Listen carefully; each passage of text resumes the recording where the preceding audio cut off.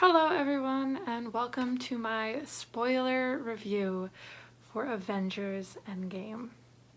A few days ago on Thursday when I recorded my non-spoiler review, I thought to myself, I don't know how A, I'll ever be able to see this movie again, B, I'll ever be able to talk about it to the length that I will have to in a spoiler review, and C, like, even make it past that night.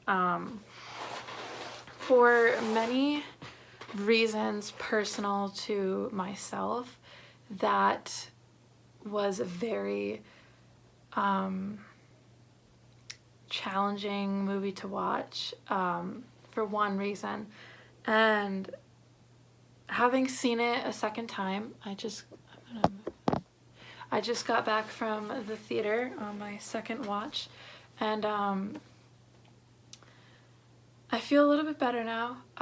Still cried a lot, not as much as I did the first time, but I'm ready to talk about it. I have 2 pages worth of notes, and I'm ready to talk about it. So without further ado, let's talk about Avengers Endgame to the length that it deserves to be talked about. This review, obviously, as I've said 1,000 times, will contain spoilers. Do not, I repeat, do not watch this review or any spoiler review if you've not seen Avengers Endgame. Please. Like, I can't stress enough how important it is to me that all of you have the experience of watching all 11 years worth of the Marvel Cinematic Universe and experiencing the build-up to this movie and feeling with full weight the payoff, the perfection that is this film. It won't weigh as heavily if you don't have the full experience, the full appreciation for these films. So that's my biggest thing. Please, again, I hope you've seen all of the films, just because it makes this viewing experience 1,000 times better. My viewing experience on Thursday was very different than it was today. There were still super fans in the crowd. This time, I think some of us have seen it already. Some people are seeing it for the first time, but it's nothing like seeing it that opening showing on the night before opening night, with fans that scream, like literally shoot out of their seats and scream with excitement or just sob. Like, it's just a completely different experience. So I want you guys to feel stuff like that. It's kind of too late to have that sort of experience with this movie, but again, watching it with the full effect is important. So there's a lot to talk about with this movie. So again, the first thing I wanted to say, having watched it a second time, I can say without a doubt, no matter how painful the movie may be, it is undeniably perfect. It is a perfect movie. Perfect in the sense of a movie, perfect in the sense of the MCU, of everything that it could possibly be for fans, for everyone. It's perfect. It's perfect.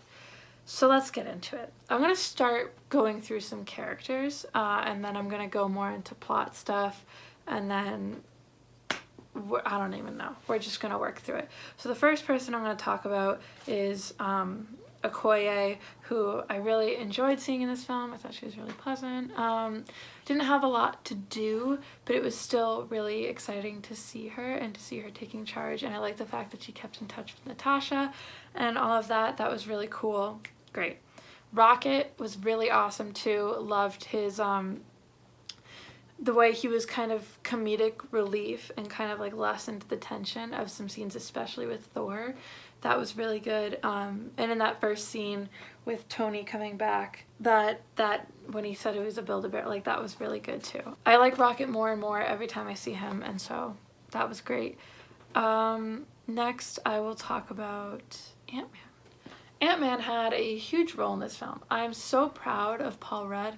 From the very start, when he came out of the quantum realm, to when he was seeing the beautiful memorial for the vanished, to seeing Cassie, all of it was so nice and so well acted, and it was really good. I think he had such an important role in this film, and I'm so proud of the character and of Paul Rudd, and it was so exciting. The little taco bit, that was hilarious.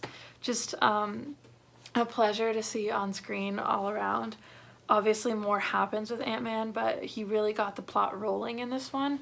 To some degree is part of the inciting incident, and so it's really cool to see what he accomplished in this film, and just how important Ant-Man and the Wasp are to the MCU. They're very underrated in that respect because they're kind of small stakes films, but they're so important to the greater scheme. Like the stuff with the quantum realm and obviously like the Pym particles was essential and pivotal to this movie, so that was really cool. Nebula was awesome. It was really interesting to see two Nebulas. I didn't expect her to glitch the way she did when they went back to 2014, but that was insane and really cool, and it was a really interesting way to bring about the climax of the film. I like seeing the two versions of Nebula, her old self and her new self, and just how much she's arced and changed. That was cool, and overall I love her as a character, and I just love her as a character, so that's great. Captain Marvel. So the first time I saw this movie, I was thinking to myself, she's being a little cocky, but A, she has a right to be because she's insanely powerful, and B, the second time I watched it, it did not come across that way to me at all.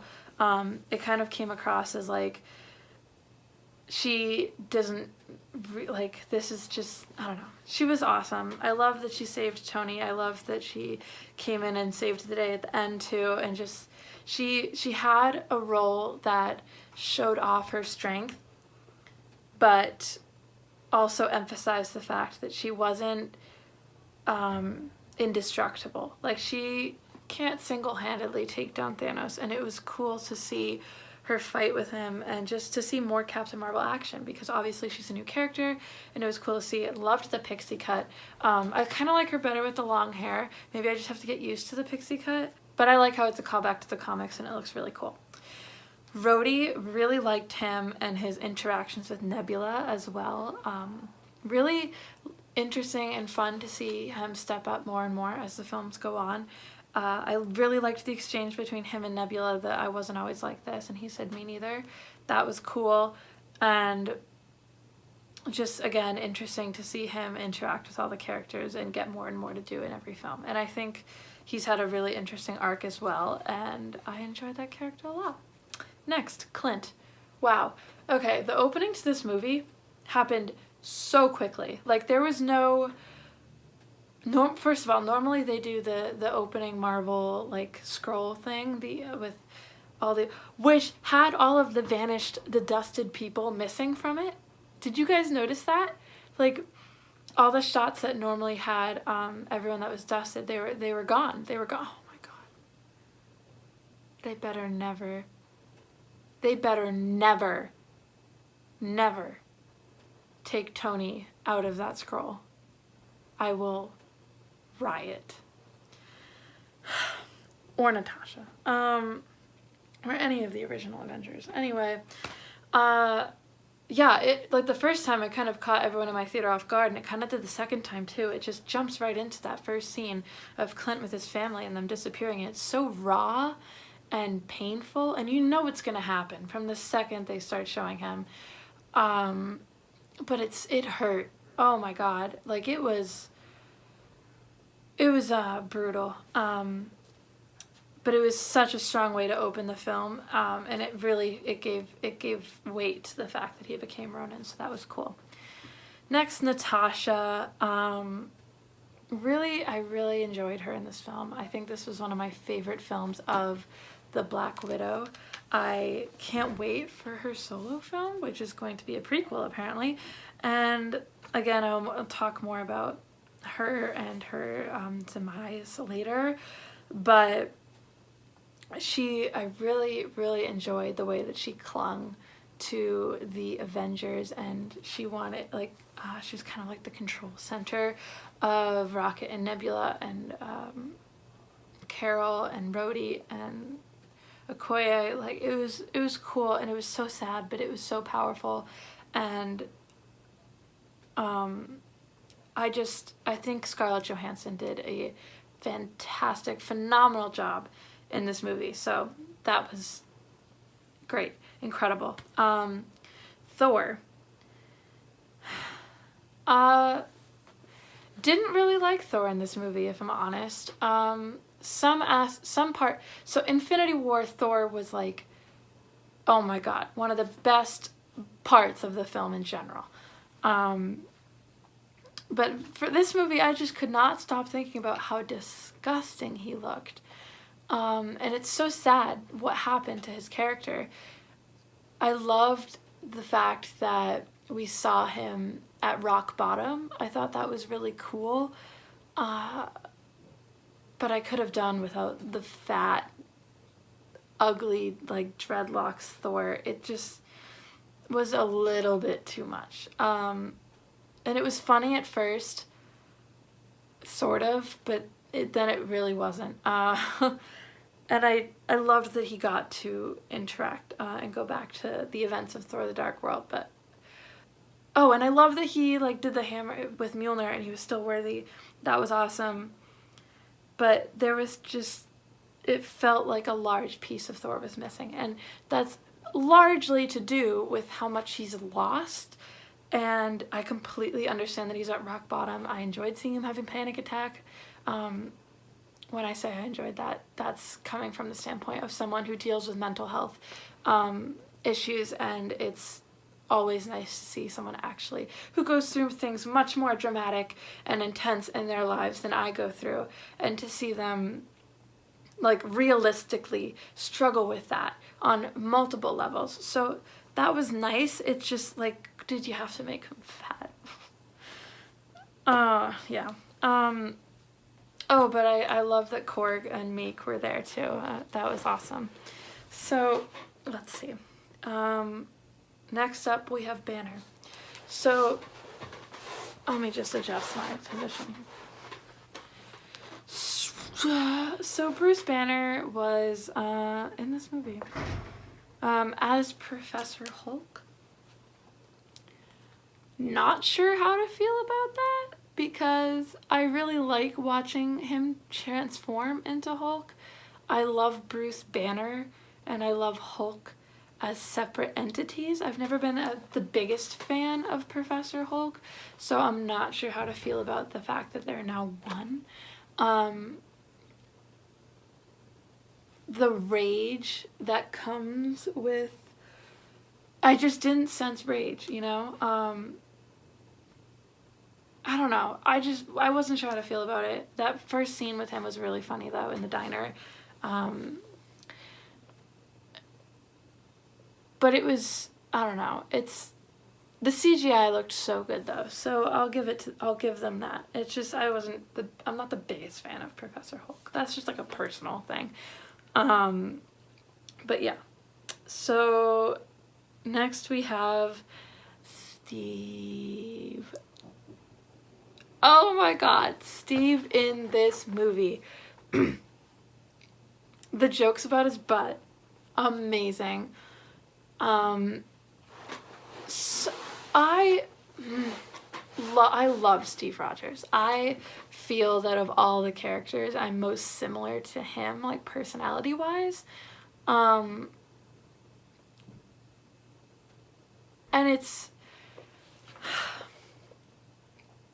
it was really cool to see him, I feel, reach his pinnacle. That was so cool, but it made me so sad that that was his pinnacle, and now we're done with Captain America as we've known him, as Chris Evans has portrayed him. And this movie made me realize, and I've already known it, but it made me realize just how much I love Steve Rogers. And I went into this movie really thinking he was gonna die.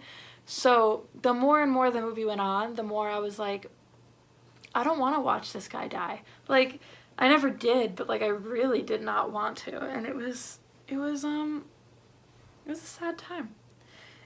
But it was so cool, and he had such a good movie, and he earned it because he didn't get a lot of time in Infinity War. So I loved seeing him fight. I loved having him get the shield back. All of it was great. It was great. It was great.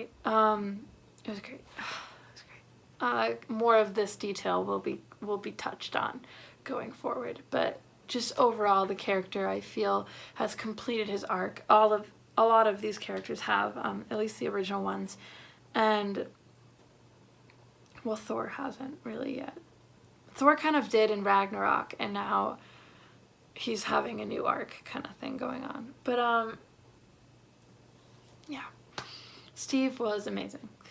Now next I have Tony. If I'm honest, I still can't talk a lot about Tony. It's really, really hard for me to talk about him in particular without breaking down, and I'm going to try to get through this review without crying. One video on YouTube of me crying is enough. So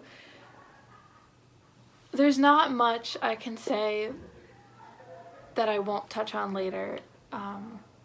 Other than that, I love him, and he did an amazing job in this movie. Heartbreaking from the start, from the very start, with that message to Pepper, and then coming home like just emaciated,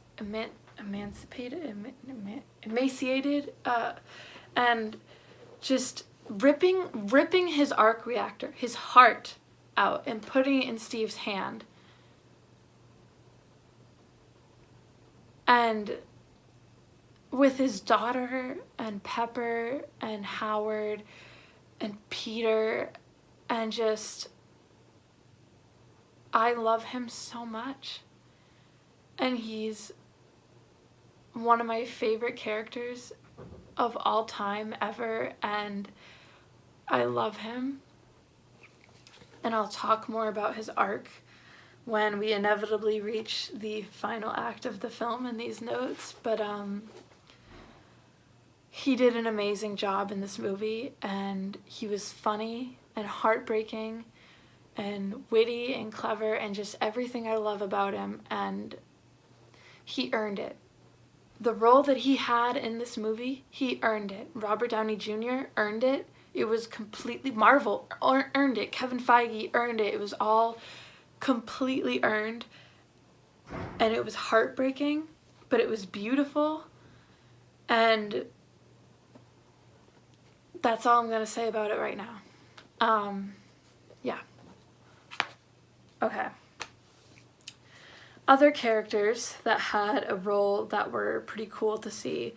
Again, I touched on Thor and his mother getting to finally reunite. That was amazing. Love her, just absolutely love her. Seeing Jane again, that was awesome. Didn't think Natalie Portman would ever come back to the MCU, but here she is. Pepper, in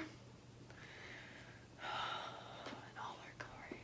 I love Pepper Potts. I love her. I hope she stays like through Peter Parker's storyline or something. I know that Happy will. Loved seeing Happy. The cheeseburger line was great. Great callback to the first Iron Man movie. But Pepper, and just her relationship with Tony, and knowing him to his core, and who he is as a person and as a character, and what makes him tick, and why he can't stop. And she knows. I love her, and seeing her finally in the suit was amazing. But we'll again get back to more of that later. Loki had a short quick role, but it was awesome. And then Howard Stark, who I like despise because of how he's treated Tony, but it was really cool to see him and Tony reconnect and reunite, and that was really touching. And I should have known that Tony was gonna die the second I saw that scene, but I was in denial. Anyway, moving on. So basically, as you guys know, I can't believe, first of all, I cannot believe how dark Disney went. I talked about this, the slitting of the throat, the beheading of Thanos, and the chopping off of his arm, just in like the first 20 minutes, that was intense. And then when it cuts to black after that, and like everyone's just like it's over. But obviously after that, we go 5 years forward. It was painful to see how destroyed all of our heroes were at the end of that first chunk of time before the 5 years forward happened, from Tony calling back to the first Avengers and to Age of Ultron, and all of this fear he had and the fact that no one believed him, and he basically called out all of the MCU and like everyone for being like for hating on him, because he's like, I knew this was gonna happen and you guys just like hated on me for it, but I knew it was gonna happen. And like, oh my, that was the first time I cried in the movie. But yeah, seeing all that happen was heartbreaking, and just the look on all their faces when they realized that it was over, that was rough. Okay, so I touched on the memorial of the Vanished. Oh my god, this video is going to be so long. I loved the way that they showed how the world kind of moved on and moved forward with all of it. I love how each character kind of had their own way of moving on. That was really interesting. And again, 5 years forward, that makes the year 2023. I have a question. Does that mean that like Spider-Man Far From Home takes place in 2023? Because that's confusing. Because I know all of his classmates and teachers and all of them, I know they didn't all disappear, but he's with them and I'm confused. So, or when they snap, did it go back to the year 2017, or like, was it 2017? Did Infinity War take place in 2018? I guess it must have. Oh yeah, it did. Okay, sorry. Go back to 2018 when they snapped, and everyone that was still like, I don't know, I don't even understand. I can't even, like, when I said there were plot holes, that's the kind of thing I was talking about, is my brain like shuts off when movies and books go into time travel. I cannot comprehend it. I know that they explained it in the movie, but that like explanation from Bruce where it's like, you go into the past and it doesn't change your future, but it makes your future your past self, and then your past is now your future, and like all this, and I was like, whoa. And even after seeing it the second time, I'm like, I didn't catch any of that. I just don't get it. So please explain in the comments down below if you guys understand. I don't know how to feel about the fact that all the characters, especially young ones like Peter, have missed 5 years of their life. Does that make him like 21 technically? Like, what does his birth certificate say? What is any of this? I'm just confused. And all of his classmates like gone, because Ned was confirmed to be alive, I'm pretty sure, and yet he was the same age as Peter in the end. So I don't get it. I don't get it. Anyway, okay. But it was really cool to see how they all moved forward. Especially Tony with his daughter and just finally settling. Now this is completely just going off of I'm going to continue with the time thing in a moment, but I just wanted to say really quickly, the score for this movie, incredible. Alan Silvestri, who did the score for the first Avengers movie, and he did it for Avengers Infinity War, and he did it for this movie, is incredible. He composed the Avengers theme, which is like that da-da-da, da-da-da, da-da-da-da-da-da, da-da-da, da-da-da-da-da-da, and then like the do do do do do do do, like that whole thing. Like he did that, and it's iconic. And I love the way he brought in all the character themes. Like he brought in the Captain Marvel theme. I'm pretty sure I heard the Cap theme. I heard like all the character themes coming in, and it was beautiful, as well as the Avengers theme, which was used a ton, and I was so hyped about it because I love the Avengers theme, and it was great. It was great. It was great. Yeah, so I just wanted to give a shout out to the score really quickly. If you haven't heard it, there's two songs that just floor me. One is called The Real Hero, and that's from Tony's death, and then the other is Portals, and that's when obviously all the heroes come back, and we will talk about that. That is an insanely beautiful song, and you guys need to listen to it. Okay. Alan Silvestri, hands down, amazing. Now we're going to talk about the time travel, because Tony Stark is an absolute genius, and he figured out time travel. And I didn't doubt him for a second. Okay. So, obviously, they go back in time. And the most exciting place that they went to for me was the Battle of New York. That's not even debatable. When they went back to the Battle of New York, but not even the Battle of New York, just like the cleaning up of it for Spider-Man Homecoming, that was one of my favorite things about the film. And now we're there watching the circular shot of all the heroes, and like just it was so perfect. And then like Banner like taking off his shirt and being like Hulk smashing things, and the like just getting more from that day.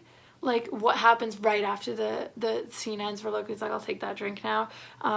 Right after that, just all of it was so cool to say. Like, and then Thor was like lunch then Asgard, and like we all know that lunch they're getting, that was the shawarma scene, and it's just it was so cool. Seeing their old selves compared to their new selves, and them back in, and like Cap back in his old uniform, that was really cool. Cap being face to face with Cap and them fighting each other, and him be like, and him knowing the only way he's gonna get the old Cap to let go of him is like saying like Bucky's alive, and like, and then when Cap said Hail Hydra, I thought the elevator scene was gonna happen again. I was like, oh gosh, he's gonna say it. Does anyone want to step out? And then he leans over and he's like, Hail Hydra, and I was like, my theater screamed. We were like, oh! And then he walked out and that little smirk on his face. It was amazing. The way that they gave Tony cardiac arrest just to get the thing. The stairs, the Hulk stairs joke. That was hilarious. Loki vanishing. Also, like, another thing where I'm like, is this... Because what I don't understand about the time travel is if something happens, like they kill the old Nebula, and they change the way that the old like time. I know that going back, okay, so like their future selves going back in time and then going back to the way they were in the future, being themselves, that doesn't change who they are in the future, like in the present. But if they change, because they go back, but if they change the past and they don't, and like Nebula is dead as of 2014 and Loki is vanished, that affects the Dark World, that affects Guardians of the Galaxy Volume 2, and that just affects, and Thanos is dead too, like that affects a lot of stuff, and I don't this is what I don't get. How does that not influence? Like, that changes if we were to, like, go back in time and redo the Marvel Cinematic Universe. That would change all of those movies. That would change the whole plot line. So what... And then Age of Ultron, like, they wouldn't have... Wait, they would have... No, they wouldn't have the scepter. Or they would. No, because they brought it back. But doesn't that change... Doesn't that end up changing their future... So where does the line draw between them, like, the past that they've changed... going forward and changing their future selves to their future selves not changing because they went back? I don't get it. Like, is there just alternate timelines? Is it like they're going side by side and like they go to this one and they change this, and so this timeline is different going forward, but they're going back to their own? Is that how it works? Ugh, this is why I don't mess with things that involve time travel. This is why I rarely watch Harry Potter and the Prisoner of Azkaban, because it confuses me. Anyway. But that was really cool to see the Battle of New York and all of that again. Okay. Morag, cool to see Guardians of the Galaxy, like the introduction of Quill, seeing that again. That was awesome. Going back to the military base to get the Pym particles and the Tesseract. Again, I like how Howard and all of them interacted. I like how Steve got to see Peggy. All of that was really cool. Obviously the Stan Lee cameo was in that part. I wish Stan Lee could have been here to see this movie. And it was sad that that was his last cameo. He said, peace, not war, or something like that. Like, feed peace, not war. Yeah. And now we're moving on to Vormir, which I should have expected. I didn't, for some reason, it took me so long to figure out what was about to happen when Nat and Clint were on Vormir and like they landed and they started walking towards the mountain. It hit me that one of them was going to have to die to get the soul stone. I was like, you're not doing this. Not the power duo that is Hawkeye and Black Widow, but they did it. And if they had to do it in any way, I'm happy that they did it in the way they did. I just said the word did a lot. I did not know which one of them was going. Genuinely. At first, I was like, it's definitely Natasha. And then Clint knocked Natasha down. And I was like, okay, then it's definitely Clint. And then Natasha knocked Clint down. And I was like, okay, it's Natasha. And then Clint got her again. And I was like, okay, it's Clint. And Clint jumped off that cliff. And I was like, oh my God, it's Clint. And then, and then Nat did what she did. And then I was like, oh shoot, it's Natasha. And I was like, I'm not ready to watch this. And they gave her the same, like a very similar death to Gamora, but it was very different. Because obviously it was Nat's choice. I didn't like the fact that they landed in the same pose. But the same music played, like it was heartbreaking. It was so sad to see a character I love so much and that is so strong and has overcome so much die in a way like that. But she did say, like, this is, I don't know, I can't think of another way in this movie that she could have gone that would have done more justice to her character. Like, she needed it. Like, she needed to do this. Like, she couldn't move on. And it was heartbreaking, but it was beautiful, and it gets me every time. So that was really sad, and I can't wait for the Black Widow movie because I love that character so much. Okay, so they got all the Infinity Stones, and then they come back. Banner putting on the gauntlet, snapping, it ruining his arm, that was crazy. At first I was like, of all people we're gonna have Snap, it's gonna be Banner. No offense to Banner, it's just he wasn't one of like my choices, you know? Like, if anyone was gonna get the honor to Snap. But obviously, like, it didn't kill him. Like, he is very strong, and that's good that it didn't kill him. Those few moments of peace with the birds chirping and the sun shining and like Clint answering his phone because his wife was calling, that was so beautiful.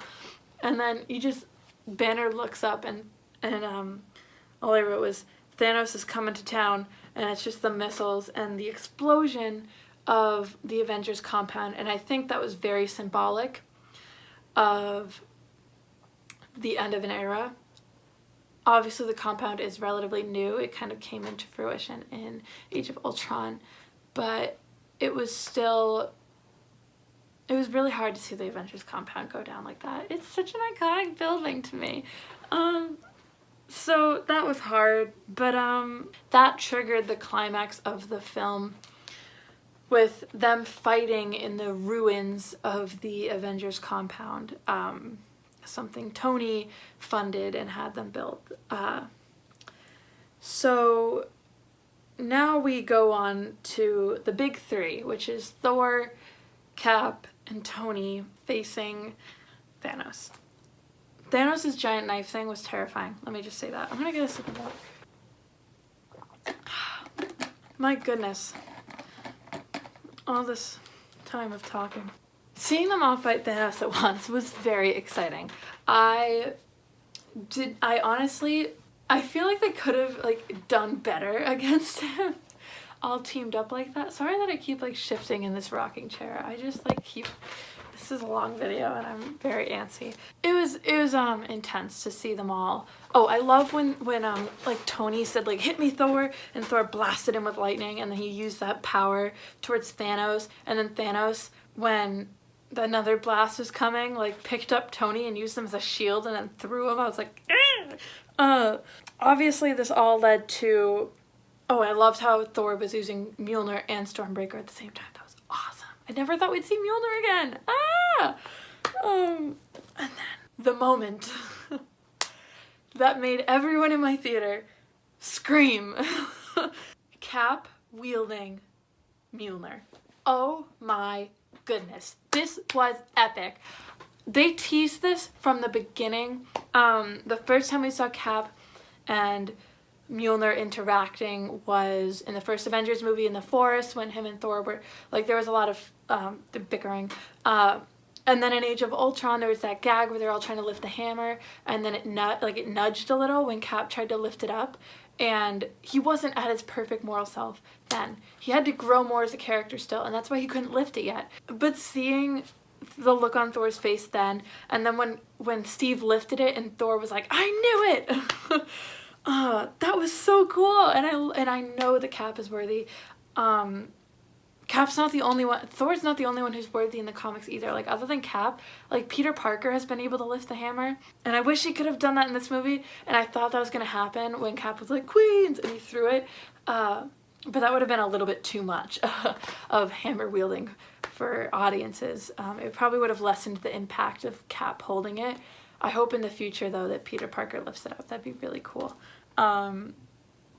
But that was so awesome. There's a shot where he's like coming down on him with the hammer, and then he blasts him with the lightning, and it's just like, wow. That to me, that fight with Thanos, that is Cap's pinnacle that I was referencing earlier. That is goosebumps every time, tearing up, screaming. It is so amazing. Like, it is. Chris Evans will forever be Captain America, and I loved it. It was so good, and to watch the shield slowly breaking, and I was like, shoot, is this Tony's vision from Age of Ultron? And like, and it's just, we're at our lowest point, and I'm like, oh shoot, I hope Cap doesn't die. And there's this beautiful, beautiful shot, and I actually leaned over to Catherine, and I was like, this is my new screensaver. And it was Captain America standing, and he was just standing alone, holding his cracked shield and the hammer, and it was like Thanos' army and Thanos coming at him. And this beautiful wide shot that like looked like this most stunning piece of concept art ever created. And then all of a sudden, Sam comes on the intercom and is like, Cap, do you come in? And I'm like, ah! And then the on your left callback too. Oh, and the I can do this all day callback in the beginning with Cap versus Cap. That was awesome. And Cap's like, I know. And just oh my God. And back to that song, Portals. Oh, when they all started showing up, when the three Wakandans, when Okoye and T'Challa and Shuri walked through that portal and the lights behind them, I was just like, the future of the MCU was right there, like, and I was just like, wow. Like, just, I'm getting goosebumps talking about it.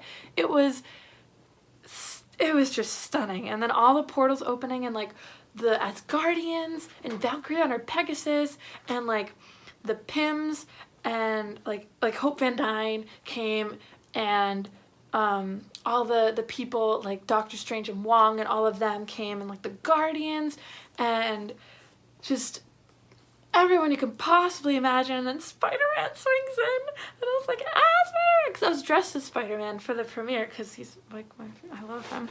And he swings in, and his mask comes off, and he's like he like has this little heroic moment, and I'm like, Spider-Man, and it was just so good. And then Avengers Assemble.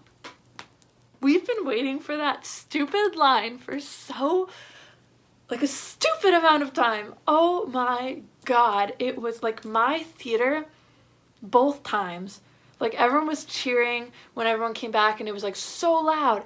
And then it cuts to Cap and he says Avengers and everyone just went ah, and it's this beautiful shot of army versus army and everyone's freaking out and then it just goes silent because we all know he's about to say it, and then Cap's just like assemble and we're like, and it was so good. It was outstanding. I can't believe we finally said it. And it was perfect. There was no, I am so glad they made us wait this long because he said it to everyone. The only person who was not there was Natasha. Everyone else, and it sucks that she wasn't there for that battle because I really wish she was. But he said Avengers Assemble to literally every hero in the MCU ever, and that was almost too much. Like, it was beautiful. Like, it was tear-jerkingly beautiful, and I just can't. Like, I can't. And following this, we have the fight. So they all run forward to battle with the Avengers theme song playing. We see everyone from like M'Baku and Cap running to, we have like, I even saw Mantis running and I was like, what are you gonna do, Mantis? Just like put everyone to sleep? Like, she was literally in the front running and I was like, yeah, Mantis, for like what? And then we got to see all the characters reunite. We saw like, at both times I did not hear what they said, but Doctor Strange and Wong reunited. We saw, oh my god, I forgot to talk about the Ancient One. That whole thing with the Ancient One when they went back to the Battle of New York. That was amazing. Loved it. Loved Tilda Swinton. And I love that costume. It's so detailed and beautiful. Okay. We saw Hope and Scott reunite. And a lot of people did not notice this. But like when she says like on the comm, like she calls Captain America Cap. And that's a callback to Ant-Man and the Wasp. When she made fun of Scott for calling him Cap. She was like judging him. Amazing. Groot and Rocket reunited, like that little like Groot like shielding Rocket, beautiful. Black Panther calling Clint, he was like Clint, and because in Captain America Civil War he's like I'm Clint, and he's like I don't care, and oh, that was great. And Peter and Tony, guys, I cannot put into words how important the relationship between Peter Parker and Tony Stark is to me. When I saw in the trailer that Tony was holding that picture of him and Peter, I like died. Having them reunite was amazing. Like my heart stopped. I like couldn't breathe. It was just, they're my two favorite superheroes of all time. And I fully support the Iron Dad Spider Son like fandom, the idea that they're like surrogate father and surrogate son to each other, and they're just, them reuniting was so beautiful, and obviously there's more that they went through together and we're gonna talk about that. But that was a beautiful scene and I loved it. And then the last one that the last big one was Quill and Gamora. This was obviously before, this was like past 2014 Gamora. And I love how she like hit him in the balls. That was funny. A lot of people say he deserved that after Infinity War. But I can't be mad at Quill because it was the only way. Like, people like keep like, they're like, I don't care, or like it could have been another way. I'm like, no, clearly not, because Strange said it was the only way and therefore it's the only way, so shut up, we're not talking about this. Anyway, I don't blame Quill. Yeah, so then another part of the battle that was very exciting was Pepper and Tony in their suits, both fighting back to back, like side by side. There was this cool shot. Oh, so good. So good. And then they had this awesome like relay tag team sort of moment with Clint, T'Challa, and Peter all carrying the gauntlet, like running with the gauntlet. That was so cool. And then obviously it was given to Carol at the end.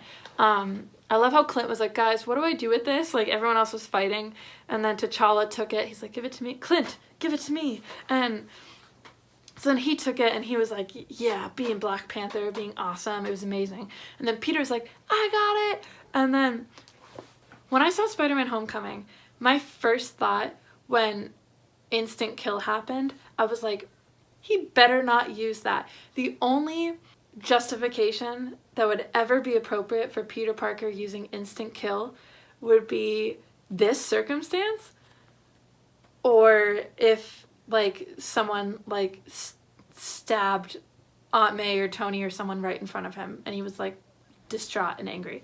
But like instant kill, not a Peter Parker kind of thing. And so I can't believe they did that, but he was just like panicking. He's like, activate instant kill! And I was like, ah! Catherine and I like held each other. We're like, oh my god. That was awesome. That was awesome. And then so I guess I'm just gonna go in the order of the scene. So like Wanda versus Thanos was amazing. Powerful Avenger, very underrated. That was great. And Thanos knowing that Wanda was probably gonna rip him apart, so he was like, fire the missiles down, screw it. You know he's a bad guy when he makes an order to send the missiles in, when they know that their own people are gonna die. It's not just gonna kill their enemies. They emphasize that. Like one of Thanos' children was, I forget which one it was, I think it was Glaive. He was like, but sir, like our army, like our like us, like we could die. And Thanos was like, just do it. And like that speaks a lot about Wanda, and how powerful she is, and how like she really was about to rip Thanos like apart. That was great. And he was scared. Like I actually do think Thanos was like worried in that moment. And that was it was so great. But then we go back, like they're firing all the missiles, and I love how Peter was like cradling, and he was just completely beat up, but he was like cradling that gauntlet. He was like, I'm not letting this go. And then Carol shows up, and he's like, oh hi, I'm Peter Parker. And he's like, hi Peter Parker, do you have something for me? And he like gives her the gauntlet, and he's like, I don't know how you're gonna get it through them. And then she's all like, and then like all the female heroes drop in, and it's like girl power, yes.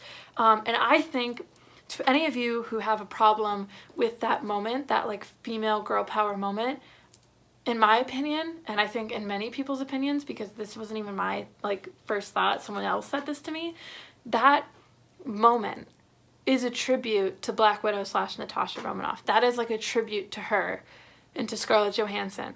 So you should not have a problem with that moment, because it could be taken as like SJW or like too feminist, but I think that was a tribute to her. But regardless, it was awesome. It was so awesome. Every single female Marvel hero was in that shot, from Pepper Potts to Hope Van Dyne to Mantis to Wanda to Carol, to all of them. They were just all there, and it was beautiful. I loved it. So that was great.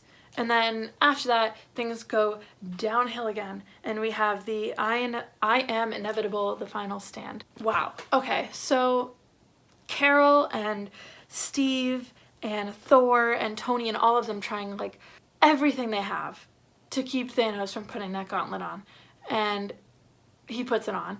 And then we were like, oh shoot, he's gonna snap. And then Thanos, then Carol like grabs his hand, and it's like, maybe he won't do it. Maybe everything's gonna be okay because Carol's gonna come save the day. Yeah, yeah. And then she like really stands up to him. Like that was great.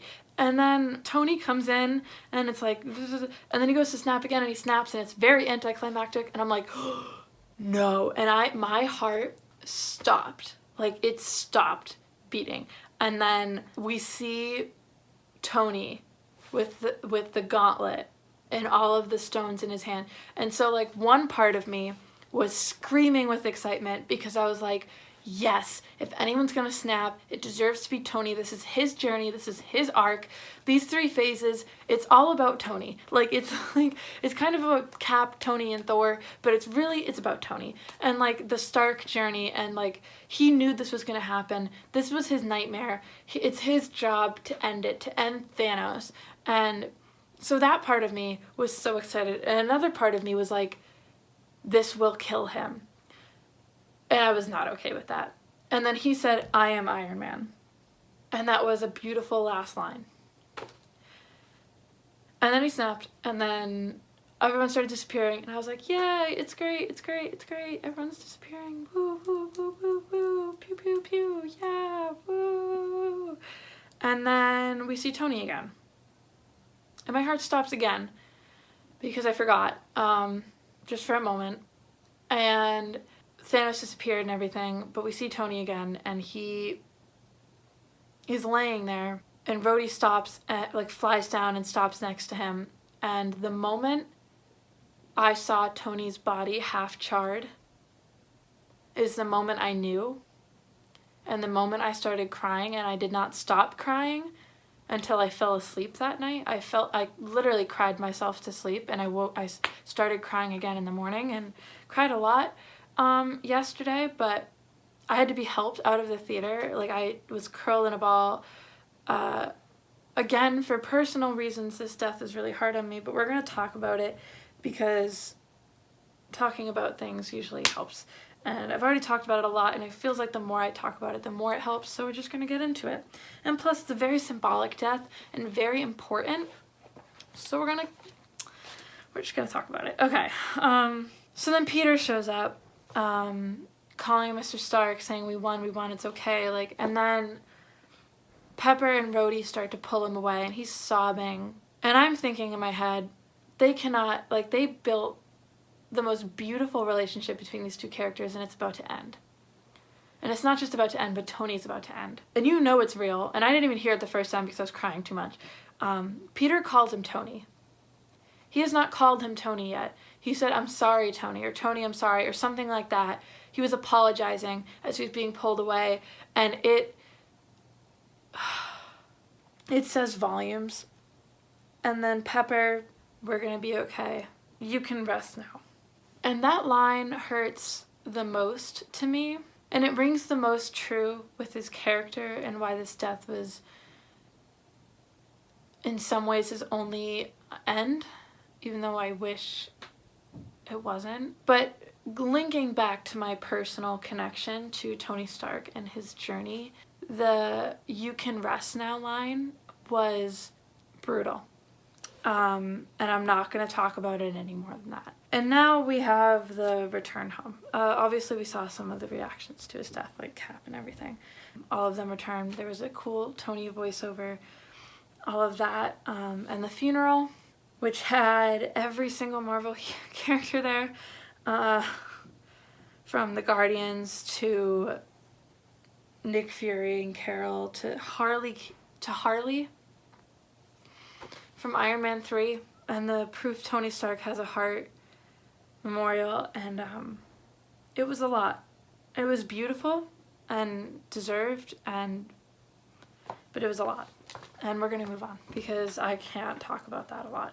Next, we're going to talk about Steve returning the Infinity Stones, and the fact that he stayed in the past. I thought that was a really sad but right decision for the writers to have made. Marcus and McFeely, who write like all of the movies. It was sad, and I kind of knew he was going to do it, and he deserved it. Cap deserved it, but I agree with, I feel like that Sam's line that I'm just sad I have to live in a world without Captain America, that's kind of how we all felt. That's how I also feel about Tony Stark and Black Widow, but mainly Tony Stark because Black Widow is about to get a movie, and Captain America's shield was just handed on to Sam, but I like that his shield was handed on to Sam. I thought that was really cool. I thought it was going to be Bucky, but I like that it was handed to Sam. That was cool. And I like that Steve finally got his dance with Peggy Carter because they've been really emphasizing how much he wanted that dance, from the first movie to the first Avengers to Age of Ultron when he had his vision, just him carrying around that compass the whole time. It was a lot, but I'm glad he got it. And then, so finally the special credits, with like all the characters from like Korg, even Korg got one. They all got their like own special credits like thing, and then the original Avengers got the most beautiful credits signing. Catherine said earlier, and it kind of destroyed me, she was like, it's them signing off. It was so good. It was beautiful. I loved it. And then at the very end, the Iron Man, like one of the trades, like Hollywood Reporter or Variety, like said that it was Thor's hammer banging, and I'm like, are you joking me? Like, whoever wrote that article is not a Marvel fan, or at least they haven't seen Iron Man in like a decade, because that's clearly the sound of Tony building the Iron Man armor. I don't know what they thought it was, but that was ridiculous.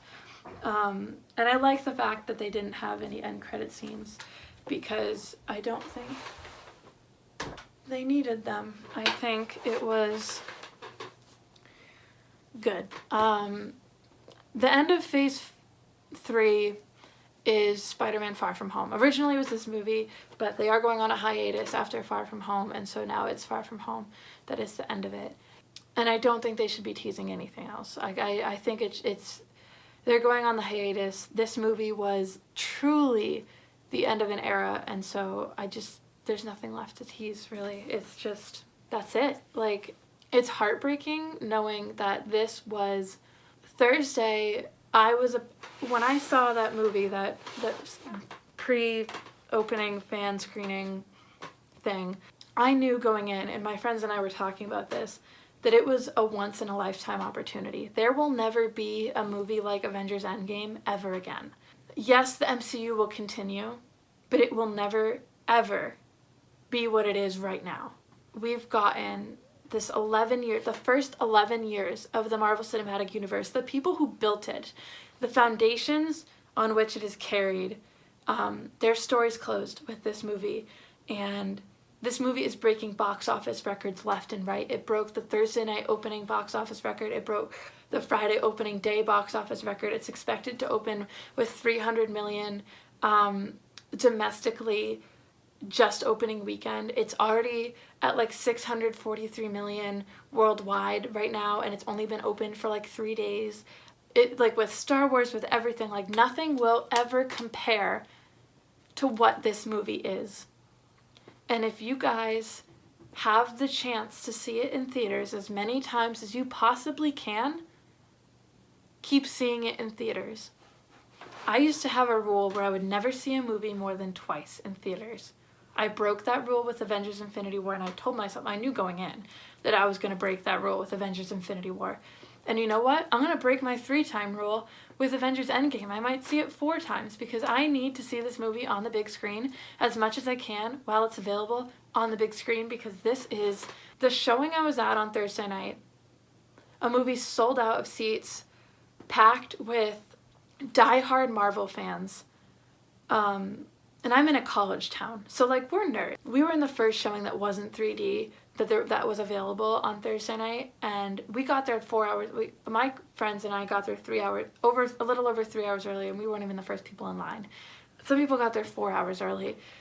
This is an event that will never happen again. You guys need to go see this movie as many times as you possibly can, and I'm assuming that everyone who's stuck around with this review this long has already seen it, and is a huge Marvel fan, because otherwise I don't know why he would watch a review that's like an hour long. It's crazy. Those are my final thoughts on the film. It's perfect. I love it. It destroys me inside and out, and it makes me feel numb and in so much pain, and I'm not ready for this era to end.